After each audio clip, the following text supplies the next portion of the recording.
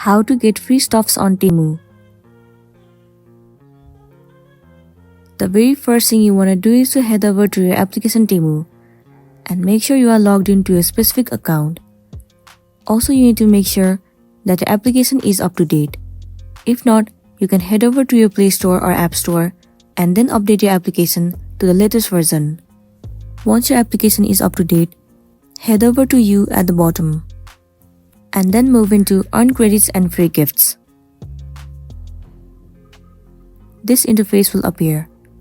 From here, you can head over to any of the offer. Let me move into Fishland. Click on Get Now. Tap on Accept. You need to spin the wheel, so click on Play.